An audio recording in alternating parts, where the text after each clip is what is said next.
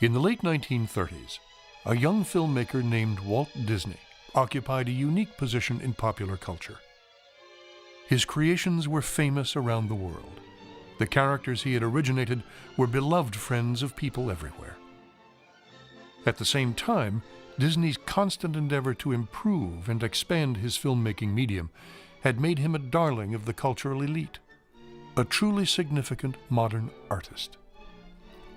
From a fusion of these qualities would evolve one of the most extraordinary and influential films of the 20th century.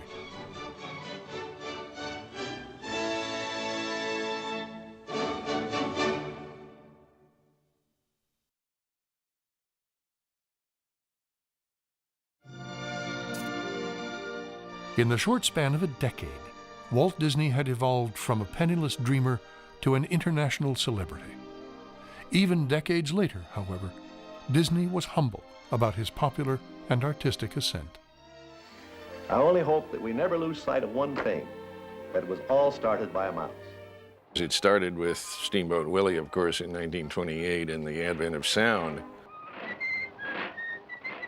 It was sound that put Walt Disney and Mickey Mouse on the map. Walt Disney was a visionary and he was an artist, and so he made the soundtracks innovative, interesting, creative.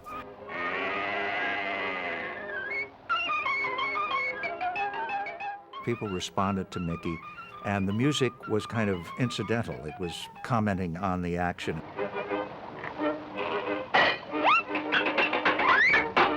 Walt thought, now if we do another series of shorts, this would be in the late 20s, and we had music, and we then went off and illustrated the music, which would be the Silly Symphony concept.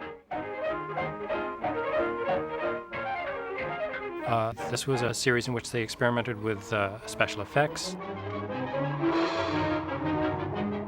with color, with the way that action can be matched to music.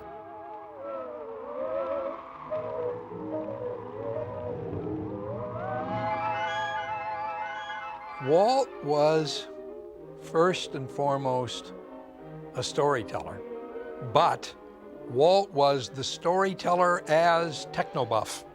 Three-tone Technicolor came along in 1932, and he took a chance on it.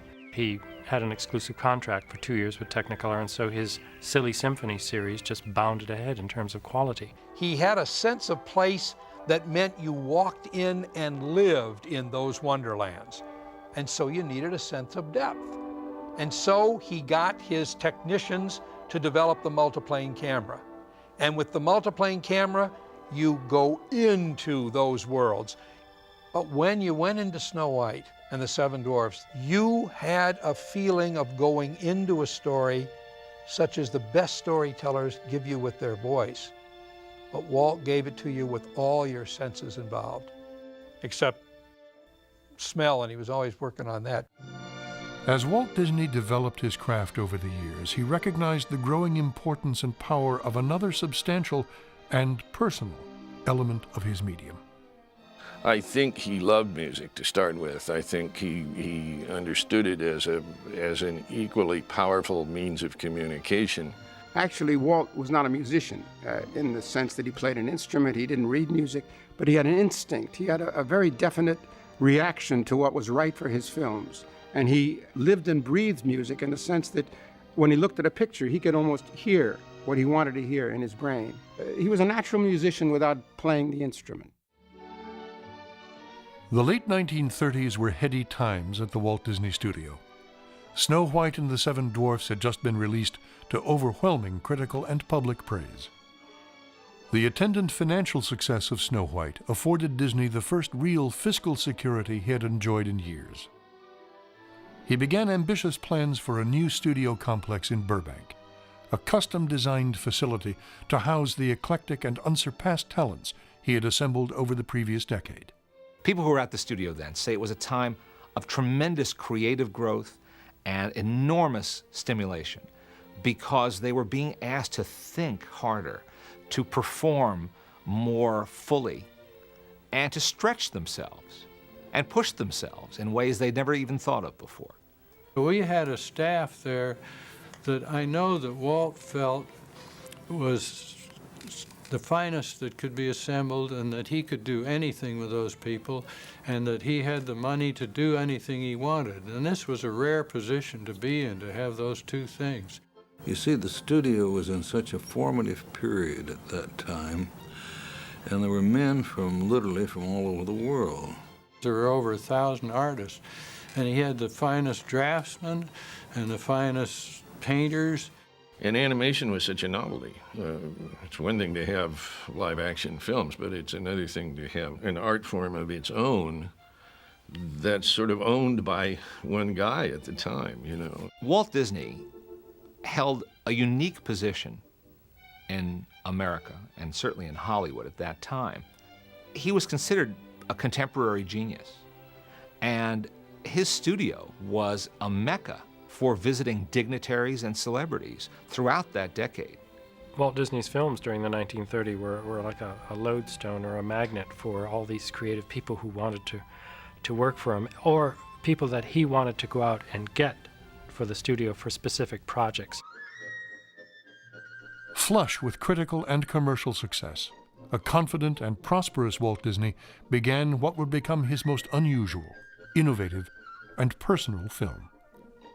As had happened before, Disney initiated his innovation with a steadfast mouse. Mickey was, in 1937, world famous and world beloved. Mickey is a cheerful fella who wants to have a spectacular lot of fun without being malicious. This kind of character was not as much fun for the story department to write about than Donald Duck, who was the essence of frustration. For Donald, things never really worked out. For Mickey, things always worked out. To help keep his story team interested in Mickey, Disney envisioned an advancement in the sophistication of Mickey's roles and acting ability. Walt thought, why not take a piece of so-called classical music, really first-rate music, top-grade music, Dukas' Sorcerer's Apprentice, and fit Mickey's actions to that. Sorcerer's Apprentice was a lavishly created film. I mean, Walt pulled all the stops out, put the best people in the studio working on it. A chance meeting at a Hollywood night spot brought Disney together with an unexpected and celebrated collaborator.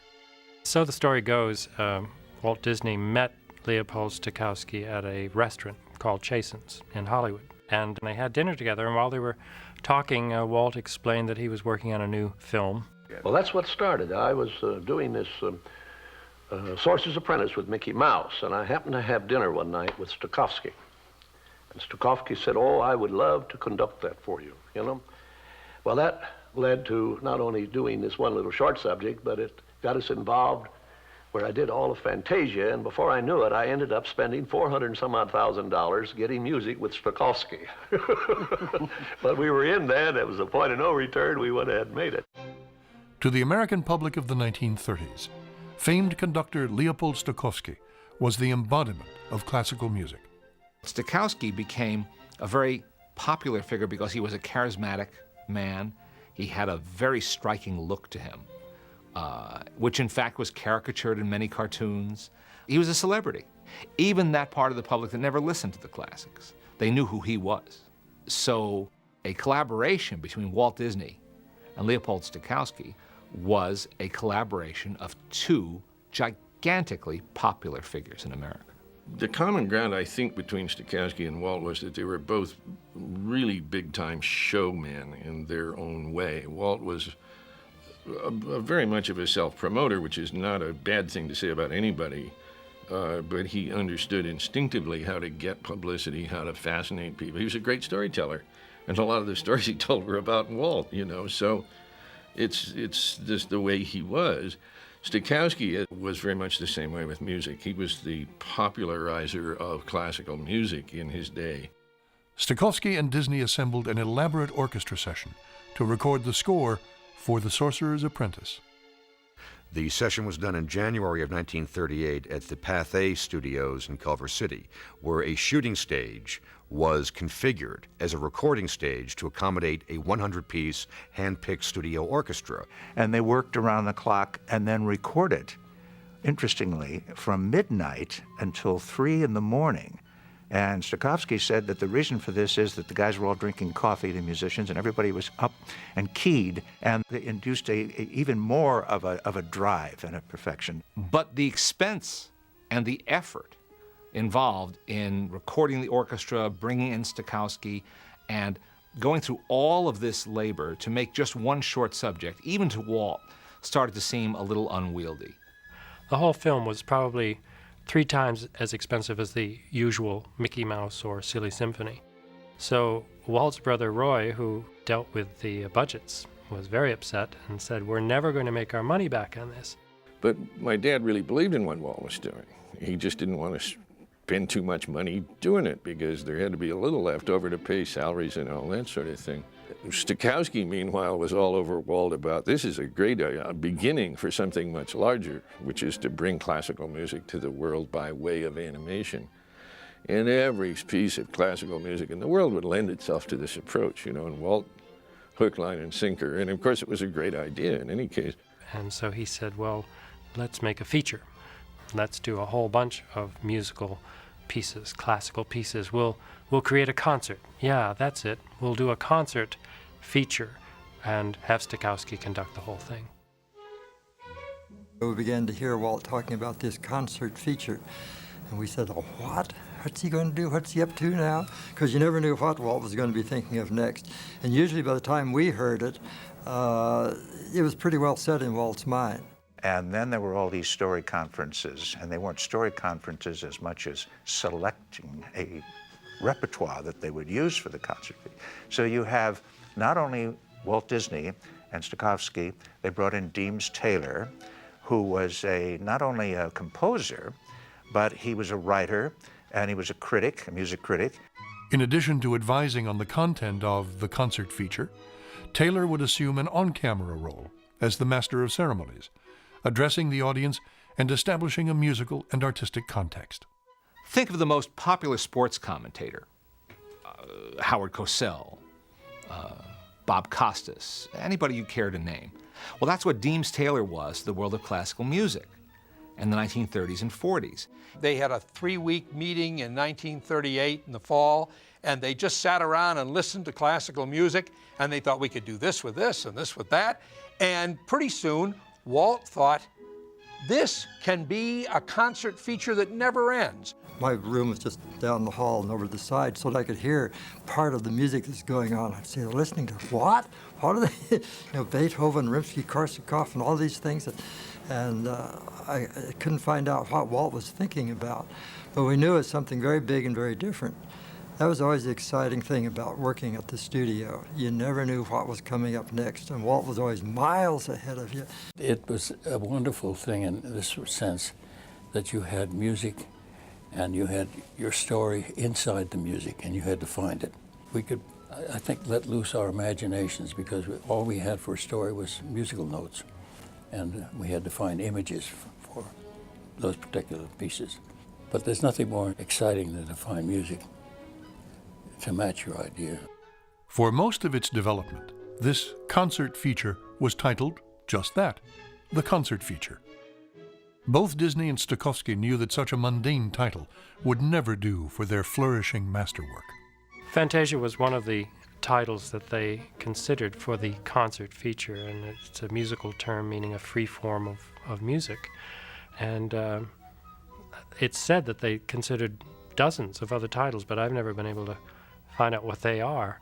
And so Fantasia was the one that stuck. As the intoxicating collaboration of Fantasia ascended to ever loftier aspirations in music and art, the enthusiasm of Walt Disney and Stokowski permeated the entire Disney organization.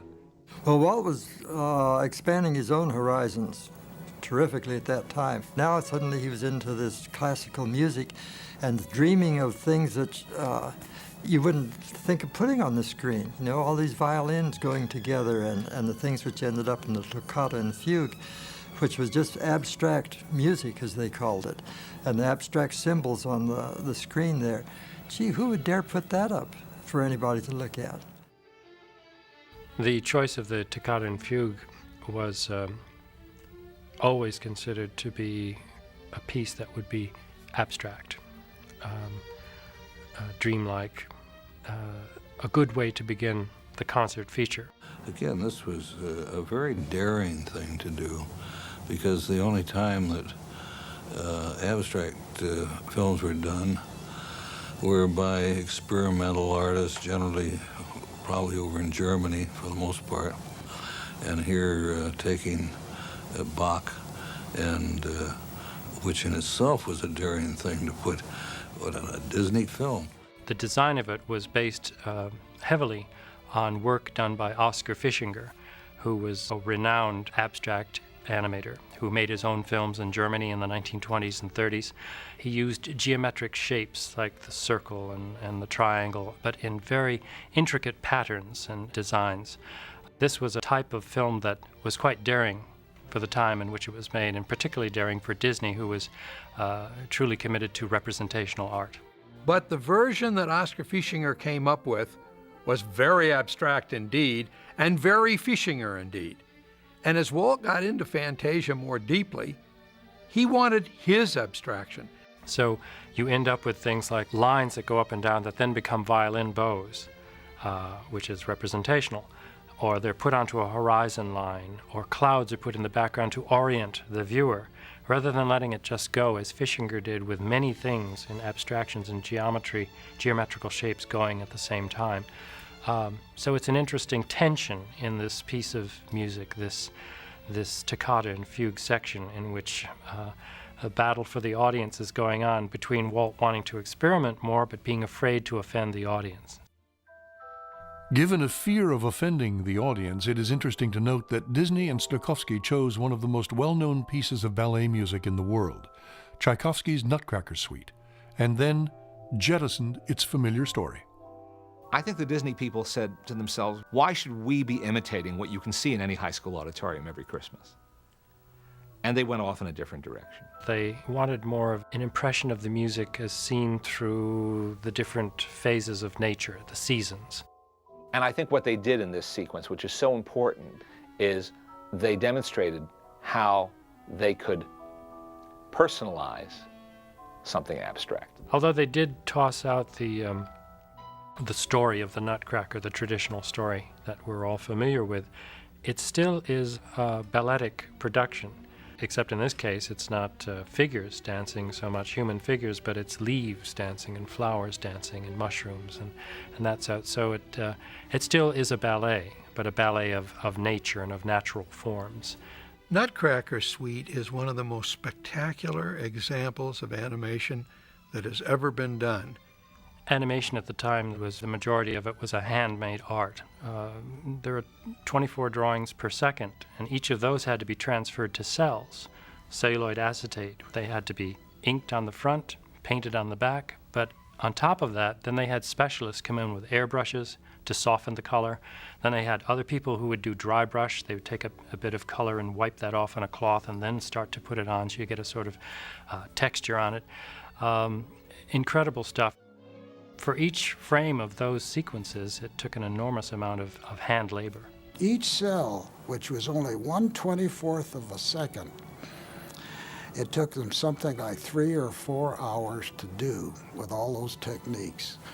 And yet, it's the simplest sort of thing. It's what Disney artists saw when they went into a vacant lot and just looked at the plants that were growing and made drawings of them. But Walt said, the primary purpose of any of the fine arts is to arouse a purely emotional reaction in the beholder. And here you get an emotional reaction from kapok seeds. Fantasia's point of origin, The Sorcerer's Apprentice, now became the concert program's memorable centerpiece. The Sorcerer's Apprentice is the only piece of music that was adhered to as it was written. The story of the music was not altered in any way by the Disney artists. It's the same story that Dukas intended in the music. The abundant production values that Stokowski had lavished on the recording of the score were matched by Disney and his artists in the creation of the visuals, not the least of which was a redesign for Mickey Mouse himself. The design of Mickey Mouse had changed considerably from the 1920s, in which he was a very rigid design of circles. But to animate something that's a rigid circle is not that expressive. And so little by little, with different animators, particularly Fred Moore, he started to alter Mickey's design for the better. He enlarged his cranium a little bit, made it more childlike. He, most of all, gave him a pear-shaped body rather than just a rigid circle. That pear shape really worked as a malleable, animatable form. And that was very helpful when they got to do The Sorcerer's Apprentice, which is a totally pantomime role. So Mickey had to be extremely expressive in this. On top of that, they also changed his eyes. We had talked for some time of changing those eyes because, see, originally his eyes were this big mask around here. Well, gradually that got larger and larger as you got more expressions and eyebrows and different things, lines around the eyes, until the area got so large that when his eyes went over here for a look or over here, it gave you a queasy feeling as an audience. So the animator said, can't we put pupils inside the pupils? There was a big meeting, big discussion about how are we going to do this, can we do it or not? And finally Milt Schaefer said, well, maybe if we just changed one eye at a time. So Mickey Mouse now had expressive eyes with pupils. He had the pear-shaped body, which was extremely expressive. And with the acting of the animators, he became as wonderfully expressive as Charlie Chaplin. You've got wonderful animators. So Les Clark, Fred Moore was the directing animator, who really understood Mickey's personality. And for the first time, you have music which is fully commensurate with what that personality is. I think most of the animators thought of Mickey as a kind of an incarnation of Walt, although they drew the sorcerer to look like Walt at the end when he raises that eyebrow. That was Walt, pure and simple. In many ways, The Rite of Spring was one of the most daring choices of music and the interpretation of it in the whole of Fantasia. It wasn't that long after The Rite of Spring had been composed and there was a riot at its opening that Disney decided to use it in his concert feature. Stravinsky's ballet Rite of Spring was originally interpreted as a series of primitive dances. The story that Disney and Stokowski chose to tell was nothing less than the origin of life on Earth. To tell the evolution of life on this planet was something that was a little bit more than a little daring at the time. Now this, of course, was long before Disney's dinosaur movie and long before all of this photorealism they're able to achieve now with computer animation. But think what those artists and animators did back then. Think of what they achieved. The multiplane camera gets a lot of attention because it's truly spectacular. But there were other things that were done in the camera department and in the special effects camera department, what was referred to as the process lab. Very bland title. But what went on behind the doors was magic.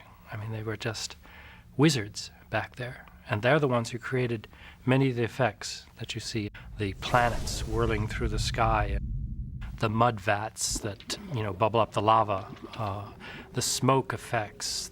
I had a good friend, I remember, who was telling me that he was out on the back lot one Sunday afternoon with 5 barrels of oily rags that they deliberately set on fire, and they were shooting high contrast black and white stock of the roiling black clouds that were boiling up out of this thing. Apparently there was a vat of water, and cans of paint were turned upside down in the water. As the paint spilled out, it developed smoke patterns, and these patterns were used in development of the smoke pouring out of the volcanoes that we see during the Rite of Spring. This was a kind of special effects that meant feeling your way back into a time before history and making it believable to audiences. It's a great benchmark for special effects. In addition to creating a prehistoric world, Disney set his animators the challenge of creating credible prehistoric performers. Those dinosaurs have weight and power and substance. There's nothing cartoony about them. Very little that they did up to that moment ever called on that degree of realism, that degree of dramatic power. Walter told the animators, he said, don't animate it like Pluto or like the dwarfs. Animate it like a real dinosaur walking, you know? And they'd say, yeah. What do you mean it's like a real dinosaur walking? Who's going to know? When I was a kid, they used to show just the Rite of Spring sequence in school, in science class. I remember this. They'd thread up the 16mm projector and show us the Rite of Spring as a kind of instructional film on the creation of the Earth. That's rather extraordinary. For the entr'acte of Fantasia, the Disney artists dreamed up a completely unusual personality abstract, bringing character to the jagged optical line that carried the film's sound information, the soundtrack. In many ways, the soundtrack is more abstract than what they ended up with in several sections of the toccata and fugue. It does start out as a single line, and it's quite marvelous to see this single line have a personality. But then it goes into these wonderful, colorful abstractions, very funny, and illustrate the feel of the music and the texture of the music just through the shapes and the way things move. Interesting thing about the Pastoral Symphony is that it wasn't the original choice for the characters that are in it. They had originally planned to use a lighter piece of music, Tierney's Cydalise. The music wasn't big enough for what he planned, so we put it to Beethoven. Enter the Beethoven Pastoral, which is certainly a monumental piece.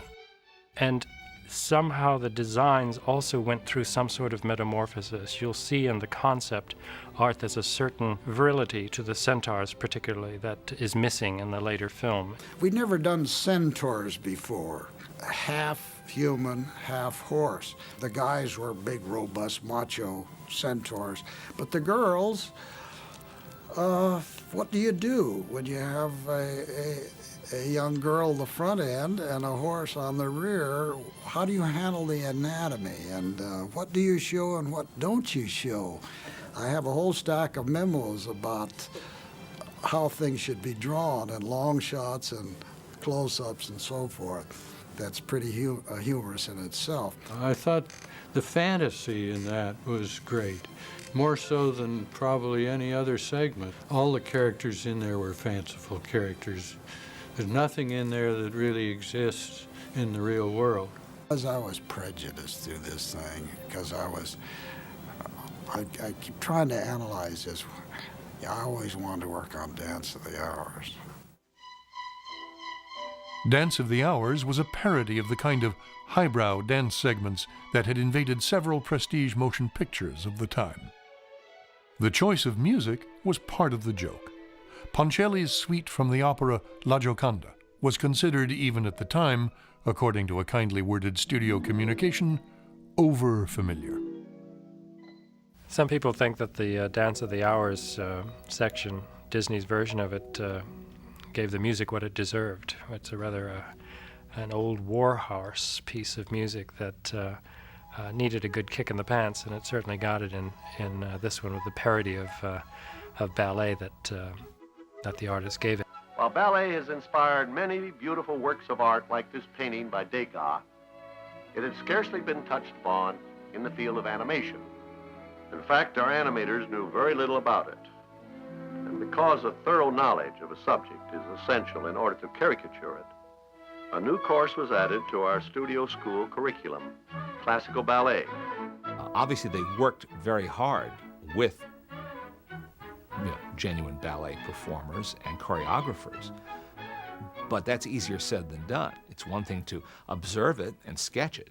It's quite another to sustain a whole sequence, an entire performance of a ballet piece, and keep it real, but make it funny at the same time. All these artists began to respect the ballet, so they're kidding it, but underneath the kidding is a realization that this is an art form like animation that does it strictly through movement.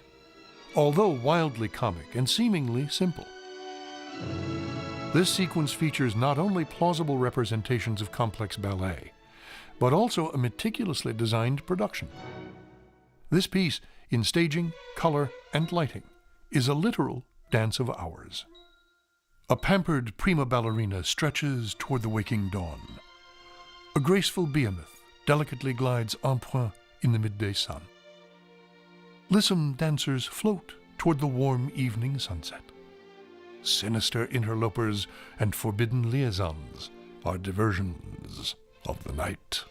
And I say that is an example of a perfect piece of animation and the marriage to the background and music.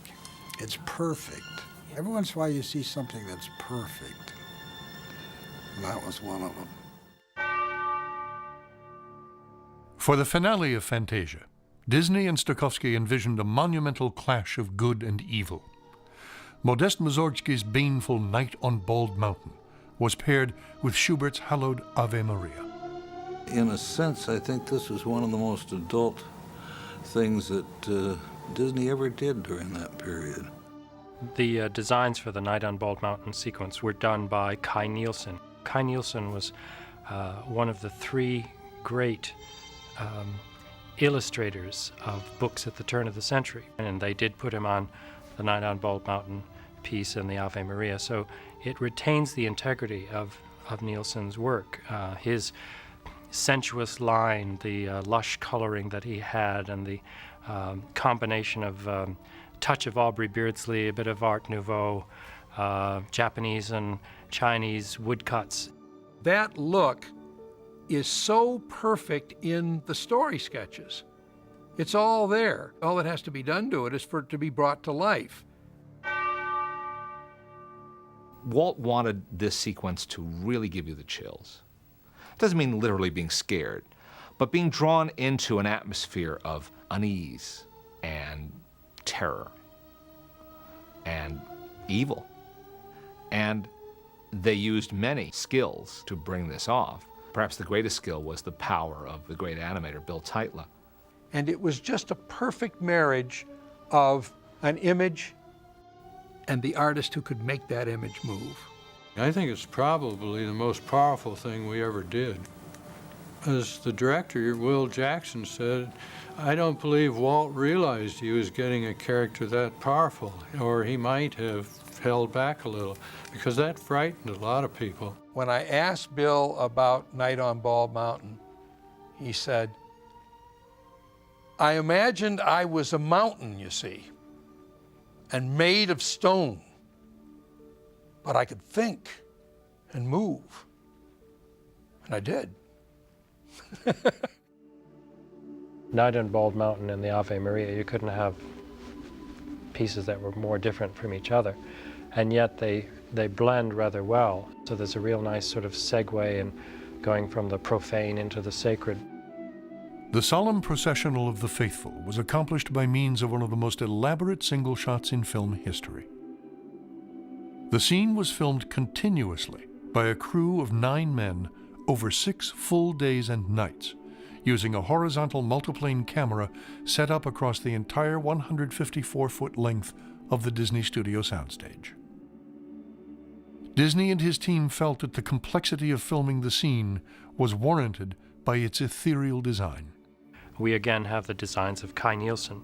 The procession going through the forest leads up to an actual sort of cathedral of trees, and then in close to a giant stained glass window, and then even in closer and you come up to the design of a Madonna. Well, as you might guess, this was a much more religious ending than what finally ended up in the film. Well, the world is waiting for a sunrise. End on a sunrise. There's the essence of hope. And they ended with the perfect image of hope, sun coming up. In addition to their innovative work blending animation, art, and music, during the production of Fantasia, Disney and Stokowski originated a pioneering form of motion picture presentation. Disney had already established a benchmark in visual presentation. Well, to enhance that, they decided, and again, Stokowski was very much involved with this, that the sound had to be better than it would be for an ordinary feature film. The plan was that rather than doing the music tracks in Hollywood, that they would go back to the Philadelphia Academy of Music, where Leopold had his Philadelphia Orchestra, And the sound, the acoustics, and the whole ambiance, sound-wise, was perfect. And so the engineering team at Disney and a whiz named Bill Garrity got to work with his people and with Stokowski and with others to create what we would think of now as stereophonic sound. They gave it the name Fantasound, but I think even privately they hadn't yet envisioned that name stereophonic to indicate sound that surrounds you, sound that has many different speakers and channels. 50 years ago, I would have walked in there knowing what I know today, and I wouldn't have believed what they were doing. They sat around and said, you know, we've got to do something about a mono sound. It doesn't sound right. Let's come up with stereo. Let's design it left, center, right. Then they said, let's put a surround track and it'll give you an acoustical feeling of a concert hall. That's today's philosophy. We are doing nothing different. These people started from scratch, and what they did is unbelievable. So not only did you have the Philadelphia Orchestra, which had a glorious sound to it, conducted by the most famous conductor in the country at the time, but you had it presented in a form of sound that had never been heard in a movie theater before. Never. I think Walt saw Fantasia as something other than an animated feature film. He really envisioned something that would be a hybrid of a film presentation and a concert. Something brand new that didn't exist before. It was presented as what they used to call a roadshow attraction. And that meant you had to purchase tickets as you would for a concert or a play. You had 2 shows a day, and people bought their tickets in advance, and they had a reserved seat, and it was an event. Given Disney's ambitious exhibition plans for Fantasia, it's not really surprising that his film distributor, RKO Radio Pictures, balked at the enormous effort and expense of this roadshow. RKO did not want to handle Fantasia. They didn't have any faith in it. So the decision was made that we do everything ourselves. Now Disney was not only a filmmaker, but a theatrical impresario. He hired his own team to plan and supervise every aspect of the Fantasia Roadshow experience, from curtain and lighting cues to the theater marquee and usher corps. The theater staff was trained properly to take each patron to their seat. We also had programs, a beautiful program, and we put that to use. That was also part of the show.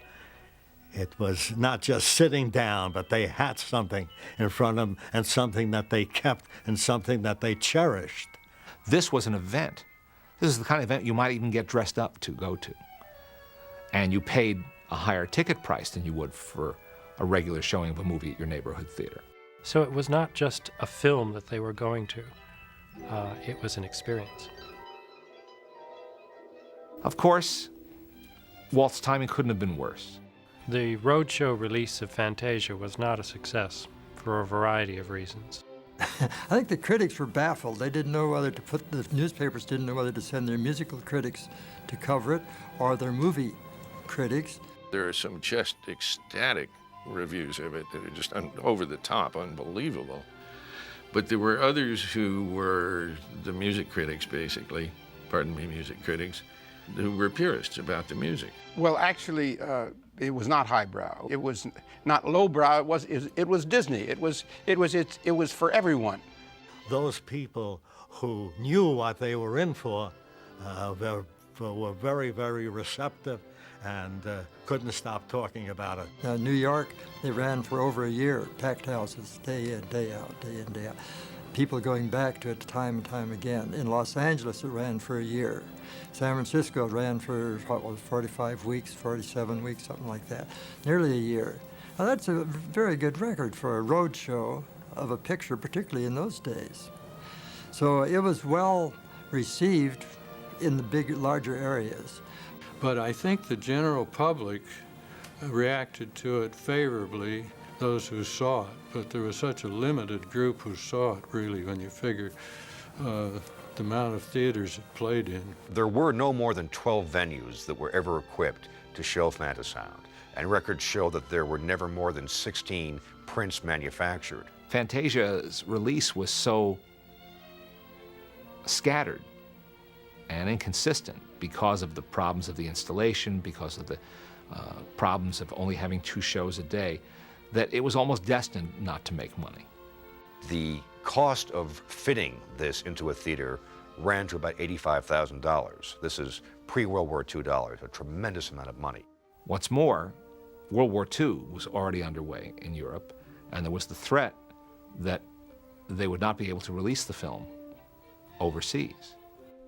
Dejected, Disney returned the distribution of Fantasia to RKO Radio Pictures. By January of 1941, RKO had been persuaded to continue the road shows under their banner, which did happen beginning in April of 1941. But the apathy of the box office, the apathy of the public, made RKO realize they weren't going to hit a home run with this, and they determined, with Disney's approval, to cut the 124-minute Fantasia down to an 81-minute popular version, which played out nationwide in 1942. All of the interstitials with Mr. Taylor were cut. The toccata and fugue was dropped from the program entirely, making a very tight and perplexing 81 minutes of music which the Heartland just didn't take to its heart. Yeah, one of the things that Walt wanted to do was to make Fantasia a perpetual entertainment, in that you could change the program like you could a concert. They would do another number, and perhaps after it had been out for a year and a half, add a number and maybe subtract a number, and then in a few more months add another number. And we can release it again, or we can keep it in continual release, and you will every year go to see Fantasia, and it will always be new. And Walt was developing a lot of new segments. Clair de Lune, Swan of Twinella,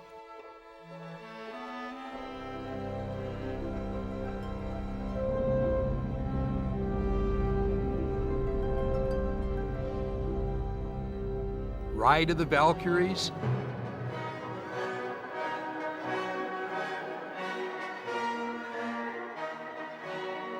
art was being produced. Stokowski recorded the first 4 numbers for that, and they were well on their way, but then they just couldn't make it with the short finances and the war and the problems of all that. It died.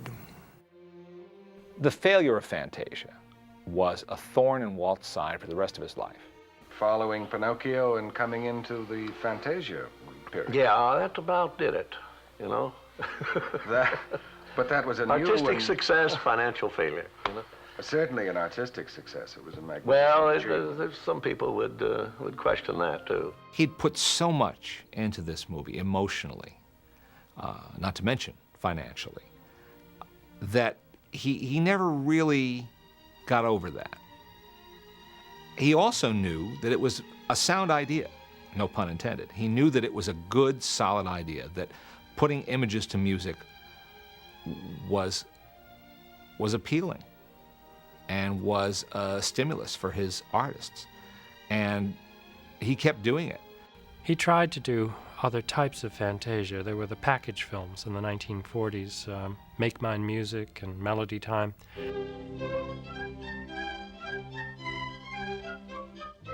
Some of it involved some classical music and mostly popular music.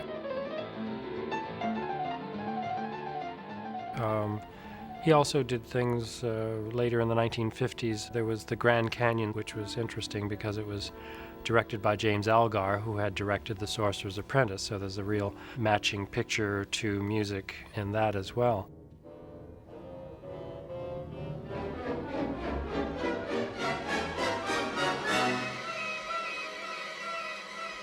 Time went by, and it kept coming back, and there would be an audience for it, and then it would be reissued perhaps in another 5 or 7 years.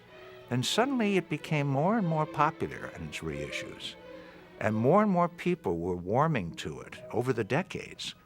And we're talking about many decades. And as time went by, it became kind of a classic. And indeed, it was a classic, it is a classic. time heals a lot of wounds and a lot of opinions. It's become a cult picture now, and it plays somewhere every day all over the world. Fantasia has been a milestone, I think, for the company right from the beginning because, first of all, they did a lot of stuff when they made it that they didn't even know themselves that they could do. The sheer beauty of this picture, just, it was so different than anything that had been done before. I mean, this was a work of art, and it still is, for that matter. I mean, it's the first time anything really that significant had been done in film. I think that if Fantasia had proven to be a hit at the box office with the general public, there's no telling who he would have gone after in terms of writers and poets, dancers, painters, to bring them in to this wonderful process of animation. And of course, the big thing personally that I feel with a little tear in my heart is where would we be today if that picture had been as successful as Walt had hoped it would be.